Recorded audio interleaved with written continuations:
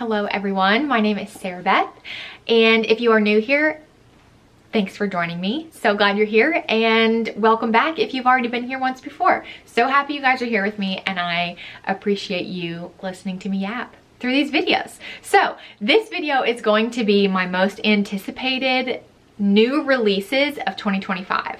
I have pretty much been foaming at the mouth taking in everyone else's content about these videos or about these releases, because as this is my first time making videos on YouTube about book content, I have been super excited, like looking ahead at what I know that I will be able to read this year. So I'm super excited for that.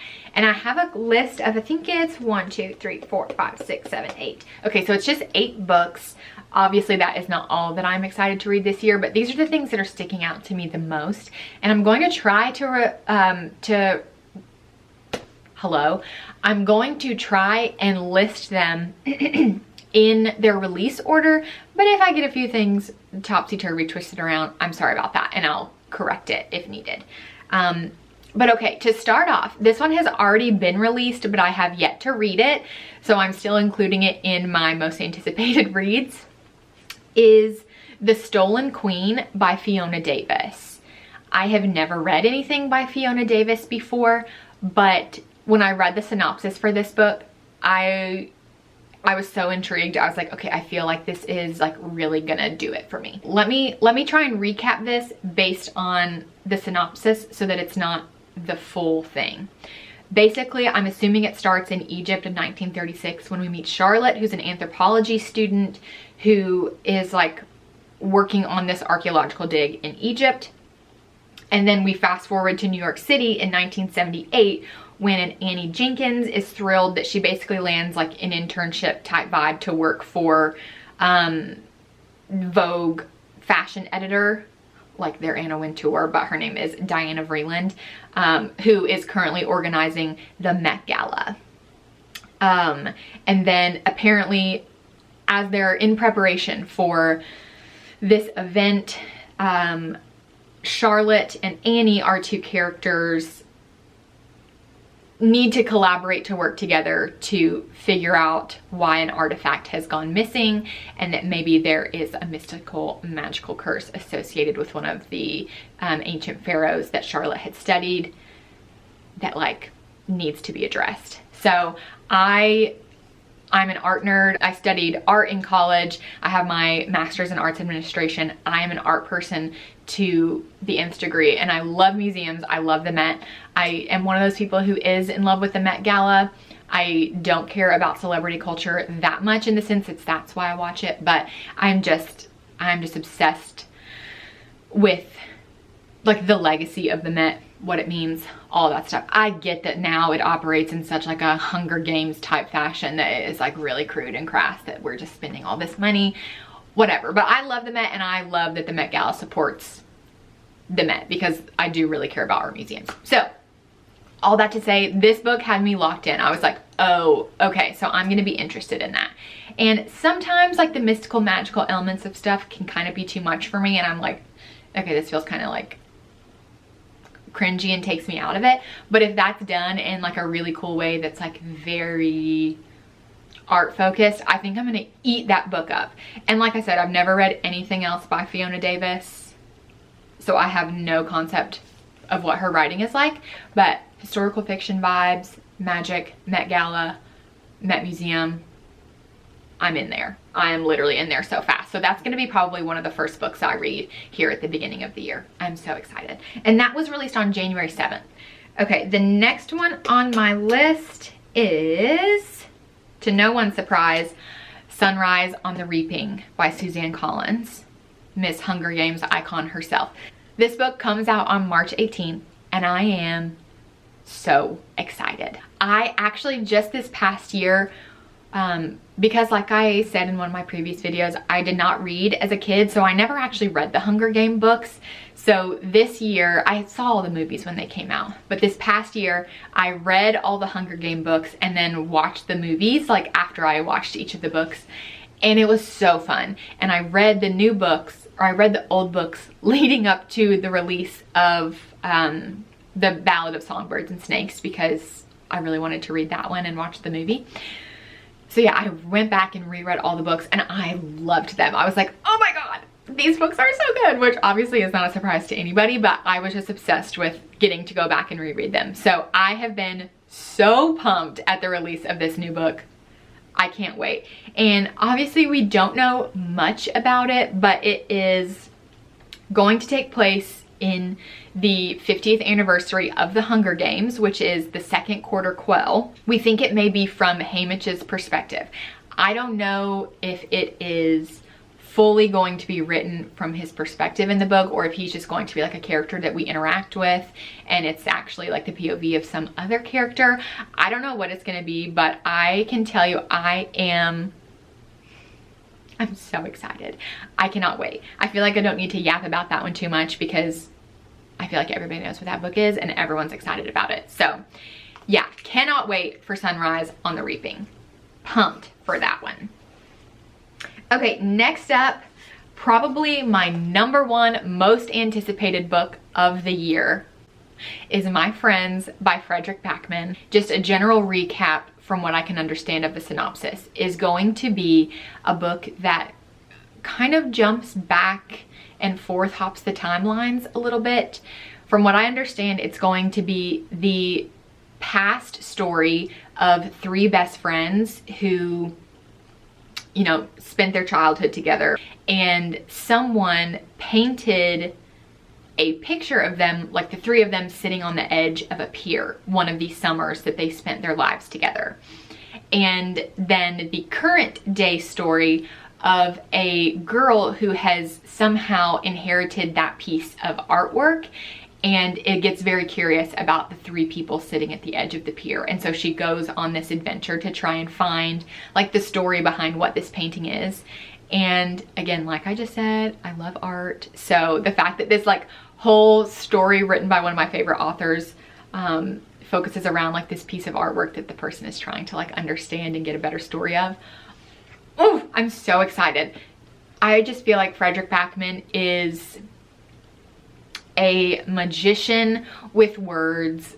He has these like one-liners that just like want to punch your soul out of your body. His books are so cozy, but deeply impactful and emotional. Some of his books are the ones that I'm like, oh, I think about that book forever and it impacts the way that I view the world. So I am so excited to see what this book is. My Friends, Frederick Backman, that is released on May 20th, if I didn't say that already. My most anticipated book of the year. I'm so excited. Okay, up next is Atmosphere by Taylor Jenkins Reid, which comes out June 3rd. And I can't imagine there's a person watching this video that doesn't know this, but if you're new to reading books, that's awesome. But this author also wrote a million other things, and she, like Daisy Jones and the Sixth, The 7 Husbands of Evelyn Hugo, and like a million other things. Those are the only 2 books of hers that I've read because those both sounded interesting to me and I liked them. I liked Daisy Jones and the Sixth better than I liked Evelyn Hugo, though I thought they were both like really, really good books. But all the other books, like Malibu Rising, and I think it's like Carrie Soto is back, something like those plot, like the synopsis, the plot lines just like didn't really do it for me as much as the other 2 did. So I just haven't been in a rush to pick them up, and I've never read them. But this one, Atmosphere, released on June 3rd, if I didn't say that already, is a lot more intriguing to me than her other ones have been recently. This book follows, what is her name? Joan Goodwin, and it's basically her journey to joining the NASA space shuttle program. So it's like women in space figuring out how to operate there, and I think it'll be really, really interesting. I am terrified of space, so if it goes too much into it, I think this book could give me like the heebie-jeebies and get me existential and freak me out a little bit. But I'm really, really intrigued by that concept, and any any story that has happened like around NASA in that space, like women like finding their footing in this male dominated field. I'm really interested in that. So I think this will be something that I can enjoy, and has certainly been one of her books most recently that I've actually been intrigued by the plot and want to pick it up. So I'm excited to see that. And I think also there's going to be, I imagine that this story will invite like a lot of other strong like female characters that she's like moving through this program with. So I think that'll be really fun to read. Okay, next up is, what's the exact title? It's long. Bury Our Bones in the Midnight Soil by V.E. Schwab. And for anyone that doesn't know, V.E. Schwab wrote The Invisible Life of Addie LaRue. And I liked that book. It was pretty solid for me. I think I rated it 4 stars. So again, good book. Didn't have a ton of complaints about it, but wasn't like my favorite book of all time. I'm excited to read this book. It just sounds so intriguing. I don't think we know a ton about it still, but essentially from what I understand, it follows the story of 3 women who, like across generations, who have been buried in the same soil. I don't know if it's like their stories, maybe there's like a modern day person and then we're like flipping back into each of the stories of the woman who's been buried in the soil. I don't know if it's their perspectives from beyond. Like, I have no idea how the book is going to be set and how they're going to pull it off, but it's a very, very intriguing concept to me. So I'm excited to read this one. I will say with V.E. Schwab, I feel like I think it's a she. That could straight up be a he, but I think it's a she. I haven't done a lot of research into these authors. Sorry about that. Yeah, sometimes she can get like a little dark, creepy, spiritual, devilly, spooky for me, but I'm still very intrigued and I will pick up this book and read it again. So we'll see. I just was obsessed with the concept and I was like, this could be genius. And I liked Addie LaRue a lot. So I think she does a really good job with like the creative, magical elements that still somehow feel very like tangible and realistic. So curious to see what she does with that. Okay, so we're jumping all the way to August 28th, which is, I might not be saying this correctly, Katabasis.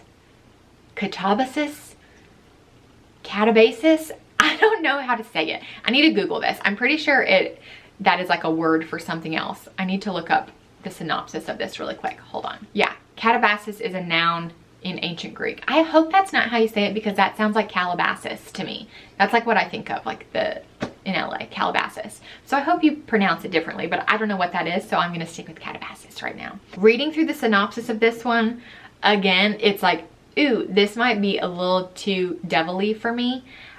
So we'll see how I feel about that.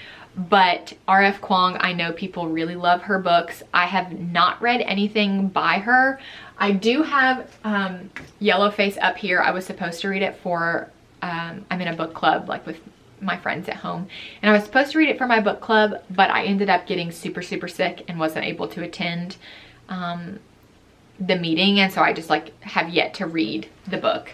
But yeah, this book could definitely be on the verge of too spooky hell-like for me, but the concept sounds really intriguing to me of like these 2 students who like go try and save this professor that they don't even like just because like they need for all of their like academic drama and trauma to be worth something. So yeah, I'm very curious to see how that one will be. Definitely not my most anticipated read, but it made it on the list nevertheless. I haven't heard anything about this, and that might just be because I'm not like clocked in enough to like some of these spaces enough yet to know much about it, but Firstborn of the Sun. The author's name is Marvelous Michael Anson. This is a new to me author on Goodreads. It says a dazzling debut, but then when you scroll down a little bit, it does have other books by this author, and it's called His Dark Reflection is the title of that book. So I don't know if it's a debut novel. I don't know if, but His Dark Reflection is also rated really well. So I can't quite 100% figure out if this is the first book or if that other one was like done really well. This could be a very famous person and I just don't know. So if that's true, I am so sorry that I'm talking about this. But this book was so highly anticipated by so many people, and right now it only has 21 ratings, so very, very small, but it is like currently rated out of 4.67. And all the reviews that have actually read it, who received like early copies of it, have been obsessed with it. And the synopsis is very, very long, but essentially this is an epic romance, a little bit fantasy, kind of science fiction-y, big fantasy novel. And like I said before in a couple of my other videos, I've just tiny dipped my toe into fantasy, so I think this one will be very fun to read at the end of the year. That one comes out on October 23rd, and I'm looking very, very forward to it. And then my last one is called The 7 O'Clock Club by Amelia Ireland, and this is her debut novel. I actually don't know when it comes out. Let me see if I can find it. Okay, April 15th, so this one is out of order. But this one seems to be like 4 strangers who are brought together for this like experimental treatment type thing. So we get to know their stories personally, and then the real reason of why they've been selected to participate in this is apparently some big reveal and like changes their lives forever. So yeah, I'm very, very interested to see how that unfolds and what that story will be. But yeah, this is just a general overview of some of the things I'm most excited about, and I'm sorry I don't have like a great recap of them for you, but honestly I don't know anything about these books really, so I am just giving you like an overview of what I'm thinking about them in my head. So yeah, thank you all so much for watching, and I look forward to seeing you in the next video.